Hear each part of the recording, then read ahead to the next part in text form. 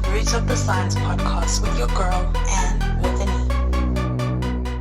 Hello, everyone, and welcome back to another episode of the Root of the Science podcast with your girl, Anne with an E. Now, if you are listening and you are a subscriber on whatever platform you're using, please make sure to rate and review this podcast. It's season 2. We want to be up on the charts with the other podcasts, and this can only be done if you rate and leave a comment. And the best part is that if you leave a review, I get to read it on the show. Today's review comes from Jean-Pierre from Podchaser. His review reads as great educational podcast and introduces us to the best minds in STEM across the African continent and the globe. Find out how they reach their goals and get insight into their thought processes. Thank you so much, Jean-Pierre, for this wonderful review. If you want to leave a review, you can leave it either on Apple Podcasts or you can leave it on Spotify or on Podchaser. Please do make sure that you rate and review. Thank you. Now, going back to today's episode, my guest today is Dr. Bathabile Ramalapa from South Africa. In this episode, we learned that at a young age, her interest in science came from the realization that sciences were the force of innovation and they're the ones that develop products that could be used to solve people's problems. Bathabile takes us through her academic journey and we find out how she went on to pursue a dual PhD program in chemical and pharmaceutical sciences. She spent 2 years in Belgium and France to complete this wonderful program. We also discuss how she managed two PhDs and also the perks of traveling across Europe. Currently, Bathabile is a senior researcher at the Council of Scientific and Industrial Research, otherwise known as a CSIR. She focuses on the development of advanced drug delivery systems for drugs presenting low absorption, low bioavailability, toxicity, and overall patient non-compliance, specifically for diseases with high burden in Africa. She tells us more about this research and why it's so important. We further discuss how we can boost South Africa's biotech economy. And lastly, she candidly discusses why she's so passionate about the representation of women in STEM. Stay tuned because there's this and loads more. Let's go.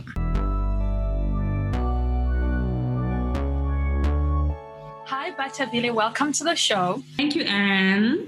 I am so excited to have you, Doc, aka Doc. Me too. I've been waiting for my turn. Oh, it is here now. It is here. And I'm just so excited. I'm so excited. So for everybody who doesn't know you, could you please just give us a brief introduction? Where are you based? What are you currently doing, etc.? Okay. So my name is Bathabile Ramalapa. And my mother gave me that name because she said my maternal and paternal grandparents were overjoyed when I was born. I was the first girl grandchild on my maternal side and the first grandchild on my paternal side. So currently I'm a senior researcher with the Council for Scientific and Industrial Research, and I work on advanced drug delivery systems. I'm a South African Black woman. I was born in Pretoria, in Atteridgeville, in a township in the west of Pretoria. And myself and my cousins were raised by my maternal grandparents because in the days when we grew up, our parents could not afford nannies. And also that kind of help amongst the Black community was unpopular at that time. We just went with the concept of it takes a village to raise a child. So the entire family was involved. And a lot of my upbringing and character was influenced by my maternal family, all the cousins, my aunts, my uncles. And I think my grandmother and my mother had a strong influence in the powerful woman that I am today. And aren't you just a powerful woman, which everybody will get to hear about? But before we get onto that, you spoke about being a mom, and your mother rather, and you yourself are a mommy to a beautiful little boy. So before we get into the science, I just want to ask you, is it too soon to get him into the science? Like, is he being like exposed to those sorts of things yet? I think so. And I think sometimes, before I became a mother, if anyone had told me that by the age of 2, these little humans have already developed their own character, developed their own interests, I probably would have not believed it. But in fact, I hardly right now introduce him to anything because I've always thought he was too young. But before he turned 1, he had already started looking forward to watching the birds in our garden. Wow. So then I started leaving breadcrumbs in the garden to ensure that the birds visit our garden. And in fact, this is a tip I got from someone on Twitter.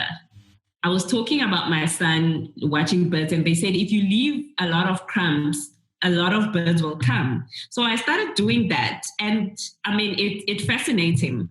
I think he can even recognize when we have a new bird species because they have different colors. So I think when he's with a color that he hasn't seen before, he's like, okay, this one looks new.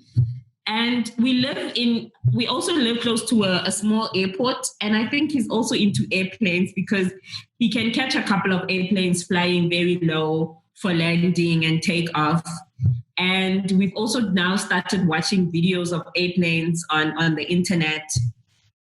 I know he might not understand much of it when he sees on the videos, but I try to feel whatever interest he has because I think that is important for a child his age. So I can tell that he's getting, quite interested in a few things, and I try to feel whatever he shows me that he's interested in. That is so cute, especially about the birds. I think it's quite adorable, and also I think sometimes we don't give young children enough credit that they're able to kind of recognize these things. It's amazing how powerful the brain is, even at such a young age. And it's really cool. That's true. Yeah. And it's really cool that he's also into airplanes, and you'll never know. Maybe one day he might be a pilot, and then he'll be like, I used to watch airplanes with my mom. One day when he's doing his own interviews. And I think people won't believe him. If he says to people, I used to watch airplanes at 2, they'll be like, no ways. No, but like it's these small things where it'll be embedded in the back of his brain, and it's quite beautiful that you are nurturing this and you are encouraging it. Of course, I mean, wherever his interests may lead, I'm sure you'll support it. Yes, that's true. Thank you so much. Yeah. So now back to you. You touched briefly that you were raised by your grandparents, and they really had a shape in terms of being the woman that you are. So I wanted to find out, in terms of the science aspect, how did you get into this field? What were some of the influences? Was it your grandparents as well? When we were young, or let me speak on my behalf, when I was young, the only careers I knew of that I could be a medical doctor or a teacher, nurse, maybe lawyer or social worker, policeman, policewoman. So I wanted to become a medical doctor. And it was only later in high school when I took on science as a subject that I became aware of what science was and what scientists do. And I was influenced by the fact that, when they teach you science in school, they tell you that scientists innovate, and I realized, okay, the products that are developed, are developed by scientists, a lot of them. And, you could develop a product that people could use or provide a solution to a problem that people have. And sometime during my undergraduate years, it then became about my immediate community. I wanted to provide solutions to the problems that my community was facing. Sometimes, even though a need had already been met, my community might not have access to the solutions. So I then became passionate about providing African solutions to African problems. For me, science is not just about doing world-class research, but it's also about ensuring that the research that I do aligns with the needs of my community first and foremost, and then the needs of the continent, and then the rest of the world. I love that. And it's good that is the center of the science you do, because like it's very often that these are created out there, but the people who do not even know that it's there. Number one. Number two, it's not readily available. So it's really good that was really the push factor for you. And you touched briefly about your undergrad studies, and I want us to get deeper into your academic journey, because for those who don't know, you are a doctor, like a double doctor. Like that is just wild for me, because I've just started my PhD and I'm like, hell no, would I do this twice? So may you please tell us about your journey and how that all started. Yeah, but I think the fortunate thing for me was that I didn't have to completely do it twice.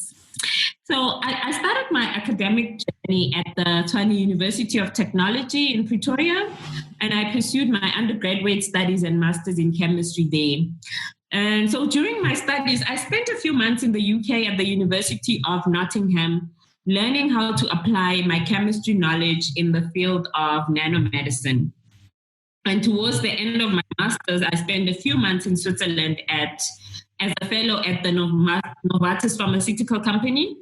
So it was then that I started linking my chemical sciences knowledge to pharmaceutical research.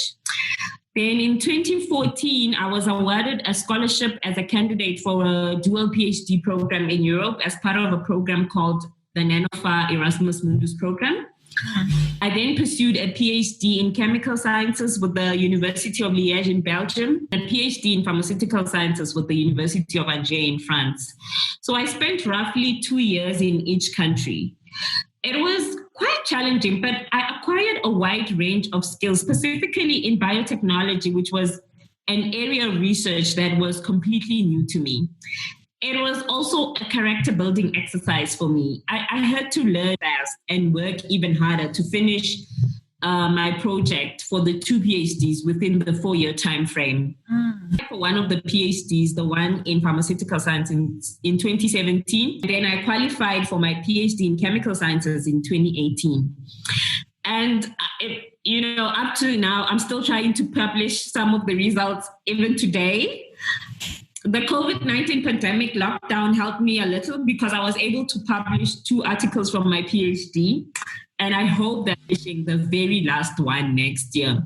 So in effect, although I qualified for both PhDs by 2018, I'm still trying to conclude some of the publications for my PhD, and I hope that next year will be the year.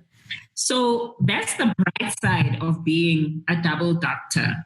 But there's even the brighter side of it for me was the traveling. So during the PhD, as I said, I lived in 2 different countries during the course of my PhD, and I got to visit a lot of the cities in France and in Belgium. But I also got to visit some of the surrounding countries between the 2 countries, because traveling in Europe is affordable. And as a student, you even get, discounts. I think South Africa should look into this, by the way. Yeah. you get discounts for traveling, right? For going on a train, a plane, anything that moves, you get a discount. If you book a hotel room, sometimes you get a discount. So I traveled to places like Italy, Greece. I went to Germany, the Netherlands. And I also had a good relationship with my supervisor. And at the beginning of my PhD, I said to him, I love traveling and I wanted to travel. And we worked out a plan. So, it was like we had an informal pact that I would do, as much as I can to finish my PhD within the 4-year allocated time, both PhDs. And then I can reward you by finding some money for you to travel to conferences, in other parts of the world. So I got to travel to conferences in the United States. And, I took little vacations here and there with the money that I had. So I spent a Christmas in Thailand 1 year. So for me, the upside was also the traveling. So it was hard work, it was challenging, but there were little rewards here and there that made it worthwhile. That is beautiful. I love that. And it sounds like a dream that you were able to, it was more than just an academic enrichment. You also got enriched culturally, socially. And it's so beautiful because you got like a whole rounded of your stay in those 4 years. And I wanted to ask you though, how, you said that you did 2 years here and you did 2 years here. So did you not feel that pressure? Did you not feel a bit overwhelmed? Because usually 3-4 years to finish one PhD and another. Mm-hmm. So to compact it in just 2 years, how was that? Yeah, it's true.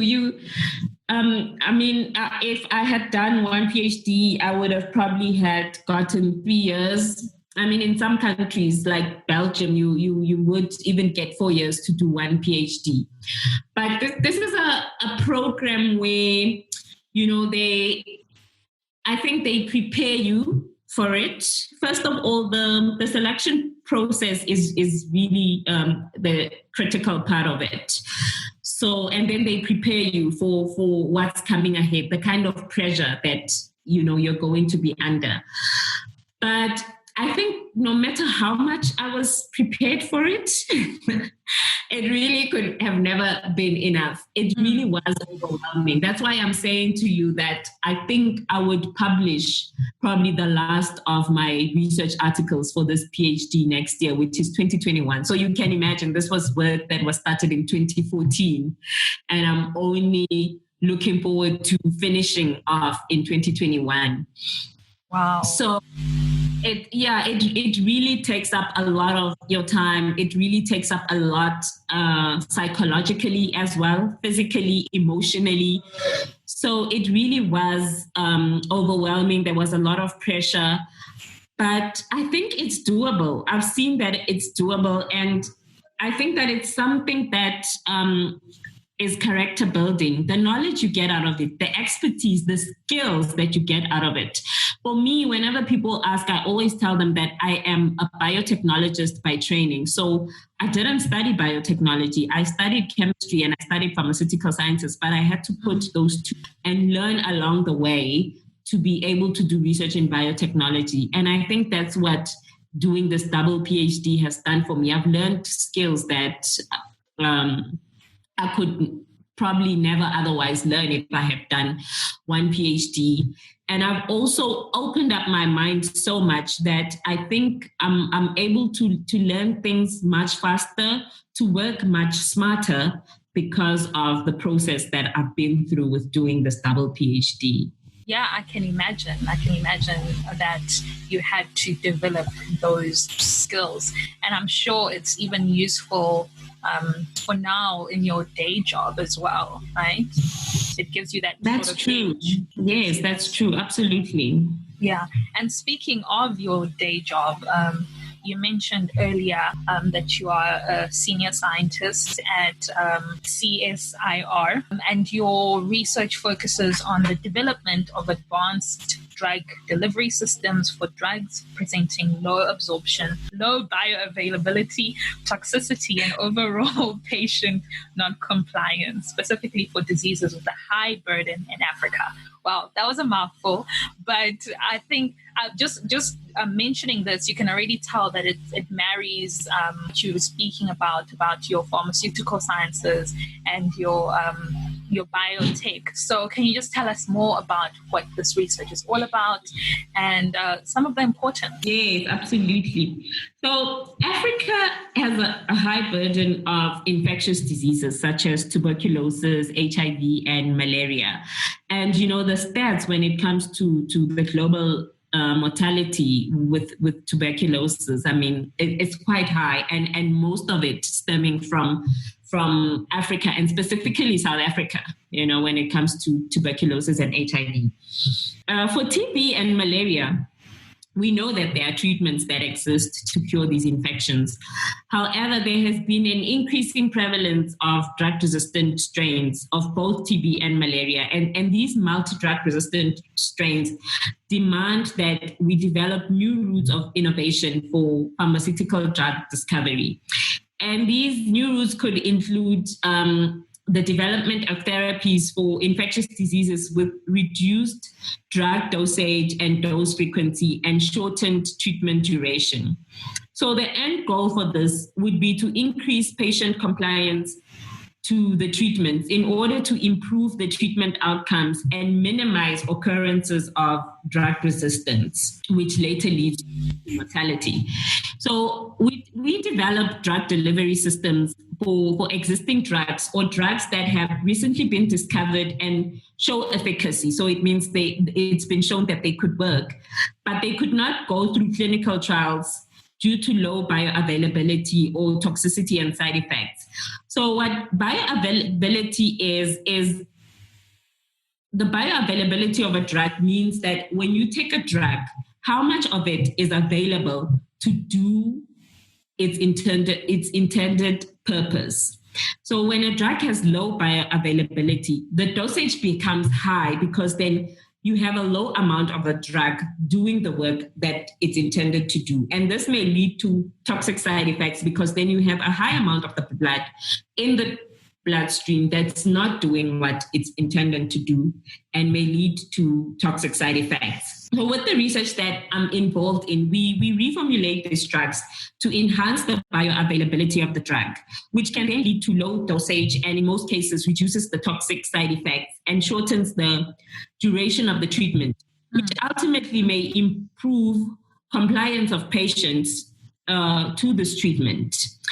And we have been using these strategies for infectious diseases, but of course, these strategies can also be used for non-communicable diseases such as cancer and diabetes as well. For example, a lot of cancer medication has toxic side effects. So these strategies been using for infectious diseases could be used to minimize those side effects that you have and overall improve treatment in cancer. Wow, that's so interesting. Fascinating. I just wanted to ask you one thing. When you were speaking about patient non-compliance, what does that exactly mean? So patient non-compliance means that's when patients don't comply to their treatment. So for an example, with tuberculosis and HIV and malaria, what you have, malaria, not so much because it's a treatment that people get for 24 to 72 hours. So with that, there might be higher compliance. But with TB and HIV, for example, TB, people have to take the treatment for 6 months. Yeah. And the treatment that you take every day for those 6 months. And as I said, sometimes the drug have toxic side effects. Like, for example, there's a drug called rifampicin that people take for TB, and some people have reported that they get orange urine when they use it, or when their tears come out, they are orange. Wow. It could be in all cases, but in some cases. And that's when people, stop taking the drugs, or they feel better in some instances. After two months of taking the drugs, they start feeling better, but the bacteria is not completely gone. You need to take the treatment for 6 months for you to be able to kill the pathogen. But if you only take it for 2 months and you stop the treatment, then that's when multi-drug resistant TB can then develop, which is difficult to treat. And that's why we have such a high mortality with TB in South Africa. So patient compliance, going back to it, just simply means when patients do not comply to the treatment. Either they take it for a short duration of time, or they take it some days and don't take it on some days. Yeah, and I think, like you said, that when somebody feels better, and there's also a little bit of stigma behind it with some of these medication where a person, doesn't want to. So it's really, really, really important, the work that you guys are doing, and it sounds super fascinating. I'm just going to bring it in context with, COVID-19 pandemic. I know it's not directly in your area of expertise, but in your view, are biotech products produced in South Africa being actively used in the country to boost the economy, for example, like the ones that you're talking about? If not, what needs to happen for this to actually happen? You see, I think that the COVID-19 pandemic has demonstrated that South Africa has the biotech knowledge and expertise that we need to address our own health challenges. This pandemic, we have seen how the South African biotechnology sector has actively thrown its weight behind the global research development drive to combat the pandemic. And over the past year, the country's academic and research institutions, together with government and local companies as well, have shown impressive capability in the development of diagnostic kits, ventilators, and therapeutic regimens for COVID-19. We even have fully staffed centers available for clinical trials, So for me, the challenge in boosting the African bioeconomy has been the funding and the regulation, and also the local manufacturing of products at large scale. And this cannot happen without the support of the government. If the last few months have taught us anything, I think it's that local manufacturing and supply of biotech products are as critical as the basic research that has been the main focus. So we've been focused. We know that we have the expertise. We know that we are able to produce the biotech products that are needed. We've seen it with this COVID-19 pandemic. And before then, we've had ample discussions around boosting the South African bioeconomy. So now we need to get to a point where there are regulations that say, if you produce these biotech products, we will help you to ensure that they meet international standards, and the government will ensure that these products are actively used in the country. And furthermore, there has to be funds that are allocated to the manufacturing products, to the local manufacturing of these products. Because as researchers who do the biotech research, even if we are able to do the research and show that we have products, we do not have the money for boosting the local manufacturing. Yeah. So it has to be government that comes in here. And if someone has to then, bring in private companies as well, it has to be government that regulates all this. So basically, it starts at the top of this It really does, because the researchers have shown that they have the expertise, they have the knowledge. I mean, during the COVID-19 pandemic, we were called upon to write proposals within a day, 2 days, a week, and researchers came to the playground. They came to the battlefield with all the arms that they had, and we showed that we are here, we are ready.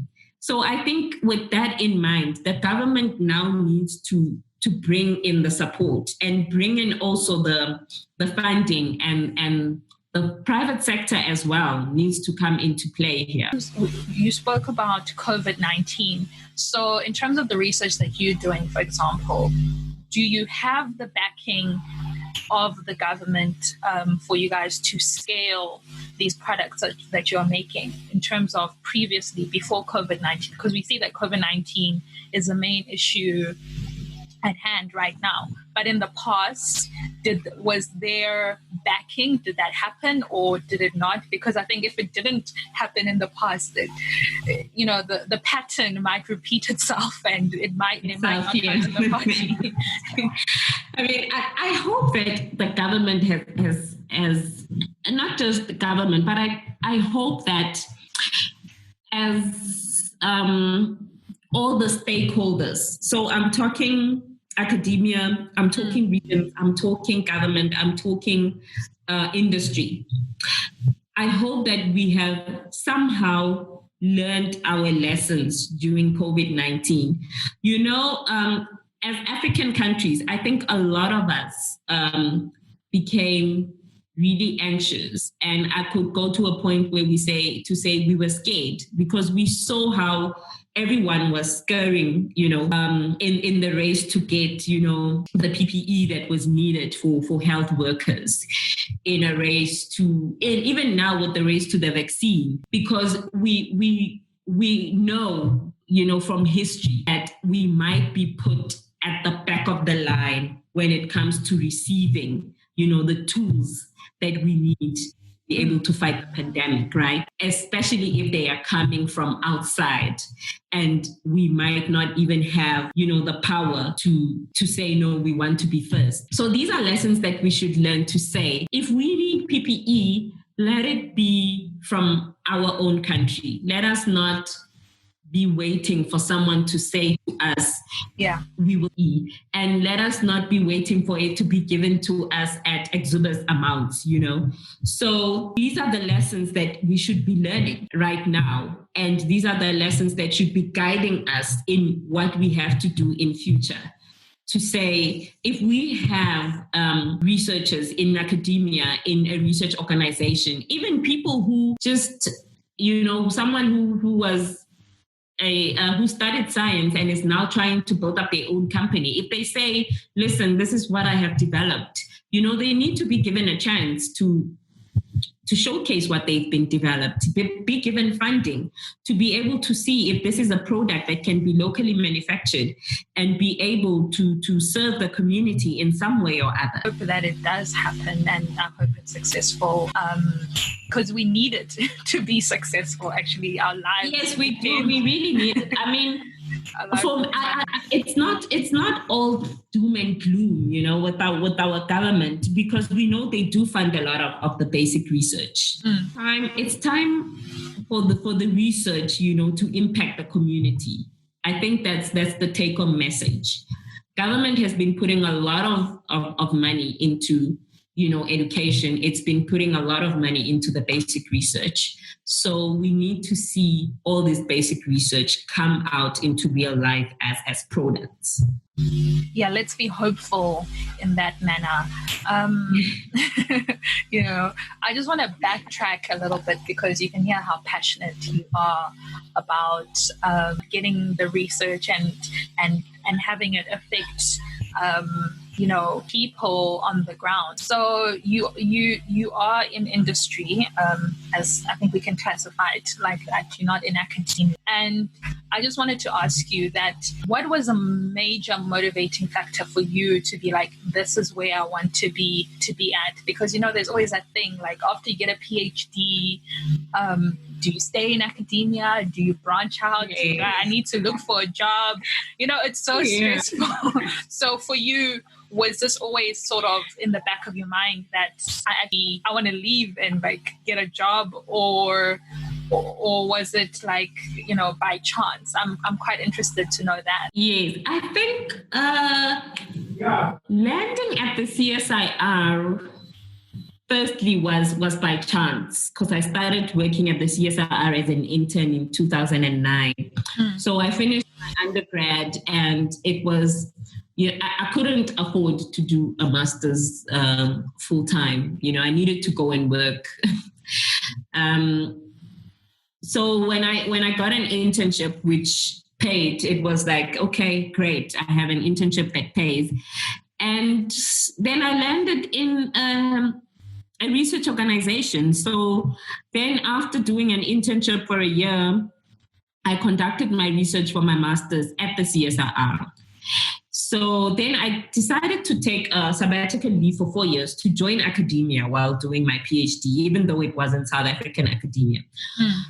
So to be honest, with the CSIR as a research institution, I get the best of both worlds, because we have a lot of collaborations with different South African universities. And I also get to work with students. I also get to supervise students doing postgrad studies in universities.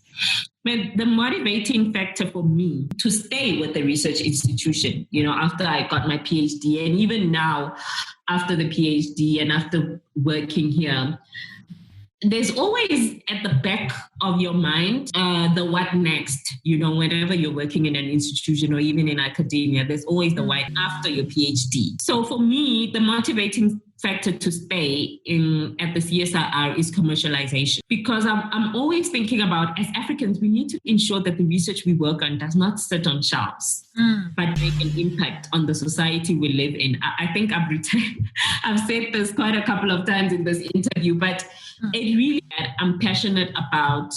And the position that I am in now with the CSIR, as I said, I work with different stakeholders. So with academia, I work with industry, I work with government, and us as a research institution. So we try to work with all the different stakeholders and to try and see how best we can commercialize research, not only research that's done by us, but also, like I said, we have collaborations with academia. So to take their research further to get it to commercialization. So for me, that's been the motivating factor to stay within the industry. I love that. I was going to give you the option to be like money. Money could also be the motivating factor. But I don't know. I think that when it comes to STEM, I mean, I always say I don't, as a young researcher, I don't want to shy away from the wishes that I have, and the kind of life I live, and paint a picture of I'm a scientist, I'm about impacting the community. Because at the end of the day, when I walk away from that, when I go to sleep in the evening at the end of the day, there are dreams and there are wishes and there are places where I see myself. So I don't even want to shy away from saying researchers should be earning more money. And that's something, that's a conversation that I always want to have with the stakeholders. That can we get more money now that we have PhDs? We study so hard, we do so much work. We do work even outside of the line of work that we are given, So I never shy away from the conversation of money. Trust me. I never shy away from it. It's about the passion, yes, but the money has to come. No, definitely. And I think that's always that thing that also as a young researcher, it's always something that's always in the back of your mind. There's limited funds, and then there's also all of those things where you can't necessarily, some scholarships or some opportunities limit you to actually work to get more money. But like you said, at the end of the day, you go home, you are a person who needs necessities, So this conversation needs to be had. And if we have to have it over and over and over again, then so be it, until there is an ear that listens. I hope so. Because you're right. It's important. It's important, and I think it's also some of those conversations that need to be had with people who are coming up into these fields. Because as much as you can say that I want to impact the world, let's be real for a second. Things are expensive. You have rent to pay, you have food that you need to buy, and it's pretty frustrating. But I think I love the fact that you are very candid about it, and especially when I have a little boy who wants to fly. Hello. Exactly. So it's true, but it's also, I love also that you said that for you it's the reason that you went kind of in between, like you said, that you get to still be involved in the collaborations and you get to be involved in supervision, but it's also that you want to make sure that these products are not just papers in a journal, that people actually benefit from that. How has that been experience in terms of working with these various stakeholders in your day-to-day life? Has it been receptive to the advice from the people who are actually doing this research? Yes, I think, with the research institution, It's about the mandate and the vision that CSIR has. So the company as a whole is driving that vision. So it makes it easier even for an individual, because you are surrounded by people that support, the vision of, this is where we want to see South African research going. So you're having the conversation with like-minded people. And when you even go out there, to other stakeholders like the government and other industries who will be funding this research, that you have the support of the company. That even when they come to the table for discussions, they already know that this is what you'll be driving, this is where you are driving the discussion towards. So I think it makes it easier than having to start from scratch, where, you are the one that's just standing up and saying, this is what I'd like to see, but you don't have the backing of, everyone else that surrounds you. So I think for me, this is what I say, this is the motivating factor for me staying, because the conversations that we have and with the company as a whole is around commercialization, industrialization of research. Oh, that's fantastic that, it is the goal of the company, and it's beautiful that you are in that space. And I think also in terms of research nowadays, it's got that whole transdisciplinary approach in terms of not just working in a silo as scientists, but you're actually engaging with these various people, and it's beautiful that you are at the center of it. Yes, most definitely. Yeah. So also, away from the work that you do in your day job, I know, and the people who know you from the Twitter street know that you are very passionate about the success of young Black women in STEM. So now I just wanted to know why is this a thing for you? Why is this the cause that you push? And then answering that, I'm going to throw a little spanner in the works, because I think there are those people who are like, oh my word, women in STEM, hashtag, who's been saying this, what about the boys? We've been pushing this agenda of the women agenda, and some people might say, oh, the feminists are taking over. So I want you, when you're answering this, to please tell me your why. Why do you think that this is still important for us to do? Mm-hmm. That's true. And like I said, I'm a mother to a boy child, and I want the best for my child. But with that being said, I cannot ignore the injustices around the system, not just in South Africa, but globally, when it comes to access and opportunities for young Black women in STEM. The fact that we recently just had an article that was published in Nature, yes, citing that with supervisors or leaders in STEM, it just shows you how much work still needs to be done to recognize the role and the impact that women make in STEM. Nobody ever doubts the capabilities of men as scientists, but with women, and more especially with Black women, you have to prove yourself over and over again. I think this is also the reason why I always tell of my experiences on Twitter, I always tell of my wins, when it comes to trying to promote young Black women in STEM. And I regard myself as one as well. So I always, count my wins and share it with the Twitter world. And in fact, share it with the world at large when I've been able to win in promoting myself as a young Black woman in STEM. And I always share the failures where you're trying to get ahead, but, there are just these barriers that are stopping you.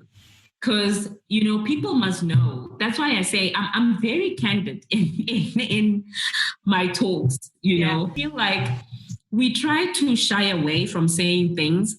We try to be diplomatic, and then no progress is made. And we ask ourselves, who is to blame when there is no progress? But we need to take a little bit of it for ourselves. I understand how hard it is. Trust me, I know. And I never try to shame or try to force people to speak out when they are in positions where they feel that, they have been sidelined, or where they feel that they have been oppressed, because I understand how hard it is. But rather, I encourage, that people should speak out, that we should always, make our voices be heard. I know that I may not be at the pinnacle of my success, but I have decided that the little success that I have, and whatever voice comes with the success that I have as a senior scientist, I will use it to promote young Black women in STEM. And I always think about what kind of support I needed, or what kind of support I still need now as a young Black woman trying to access opportunities and to succeed in my research. And I try to be that kind of support for other young Black women. I love that. And you are. I mean, having firsthand interactions with you, like I said, on Twitter, I think it's very important to have people like you who tell it like it is. Not everybody is open and wants to share, but I think the fact that we have individuals of you who at your level are able to say like, hey, this happened to me and this is how I overcame it. It kind of helps the people who are still up and coming to kind of create that little roadmap for them to maybe not repeat those mistakes, or if they do, how they can overcome it. So I think I'm also like a woman in STEM girl, that. So we need to be that. We need to be that, so that at some point we the cycle stops. Yeah, and I was really hoping for you to bring up that article, and I'm glad that you did, because even when you saw the conversations, in particular from white males, you saw that they didn't see anything wrong with it, and it's quite shocking, actually. Exactly. Yeah. And the term research can be used to oppress people. It can be used to support systems that we know are not working for certain demographics. And then we know all you have to do is call it research. So I can call Anne whatever, I can say she's not capable. I can say, she doesn't deserve to be a PhD candidate. I can say whatever, as long as I say research shows, then it's okay. And that's why we need to call it out. What led you to doing this kind of research in the first place, when you could have used all the resources and all the funds and all the, the position that you have to do research that could lead to the betterment of society, or that could lead to women having more access and opportunities, but you chose to use your resources to do this specific research. So it says a lot about what you are trying to achieve. It's not just research. We cannot say things about people and call it research. Yeah, it's that little blanket that is used to cover everything. Like, oh no, but research says. And exactly. Like once you think that, you're like, oh, okay, then it should be right, Yeah, because it's research. It's not my opinion. It's research. Yeah, it's research, and it's like, okay, cool, we'll do it. And then you have people who publish it, like big publications like Nature. So of course, then it carries even more weight. And exactly. Yeah. So this is a conversation that we could have forever. But while we are on this topic, I just want to ask you then, what advice would you have to a young Black woman in STEM? Given all of these challenges that might be ahead of them, what advice would you give to them to kind of navigate it better?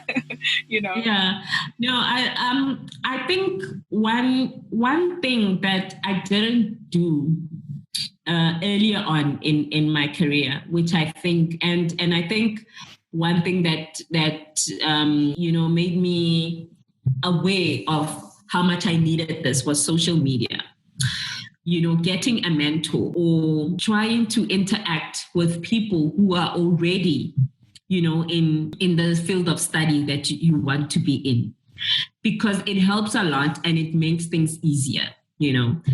For now, I think while we're still having these conversations about, how as scientists we need to be rewarded as well as people in other careers, the one thing that will help you would be the passion, of course, because it makes your work easier when you are all about what you are doing, when you know what the end goal is, when, it's something that you wouldn't, even if you were not, they always say if they took away the money, if you were not paid to do this, if you didn't get a cent for doing this, would you still do it? And if your answer is yes, then you know that, this is for you. But also, as I said, getting a mentor, interacting, even just on social media with people who are already in your field of study and asking for advice, asking for the how-to would really make it easier. We need to use the tools that are available to us nowadays. In our days, we didn't have that. I think I started being on social media later on in at the end of my master's. I mean, this shows how old I am, right? So but even recently, just after my PhD, I've realized how much it helps for me to have a mentor, for me to look up to people, for me to DM people, for me to just ask for people's email address. Some people even just share their personal number with you and, WhatsApp me anytime, So now that we have access to that, we need to use it in order to succeed in whatever, in the different, fields of study that we want to be in. Yeah, I love that advice. Like you said, that the world has gotten easy for us to communicate with people who we look up to. It really has. Yeah. And just I think the another thing is like also just putting yourself out there. It's scary, like, oh my word, Twitter, oh no. I know. I think I saw something on Twitter yesterday where someone said when I started talking on this platform, I was talking to myself. Yeah. Now I have a little community. And that's what happens. You reach out to the people that are in the community where you find, yourself most suited to. And I think I also have my little community as well on social media. People that I know I can reach out to for advice. People that I know would put me on like you are doing right now, Yeah. No, it's true. And I also attest to social media. I think like about a year ago, I didn't know the power of Twitter. And I hope that I think it's about how smart you use, Yes, that's true. You have to be smart because, yes, people will say it's a distraction. Yes, but I think it's how are you using it for it to be a tool, to be effective to you, because it's also a host of opportunities and, it's beautiful, and encouragement and support. And it's crazy how many people, I always say this, it's crazy how many people are actually willing to say yes when you ask them something. Like, it still blows my mind. Like, yeah, absolutely, I agree. There's more people saying yes than saying no. Yeah, definitely. So I hope people take that advice. And Doc, it's been fantastic chatting with you. I enjoyed it so much. Oh man, I enjoyed it too. I mean, like I said, whenever I can use my voice to talk about the things that I'm passionate about, I always take these opportunities. And thank you so much for giving me this opportunity. And it's been wonderful. It's an absolute pleasure. And for everybody else who is listening, thank you so much for tuning in to another episode of the Root of the Science podcast with your girl and with an E. Until next time, goodbye.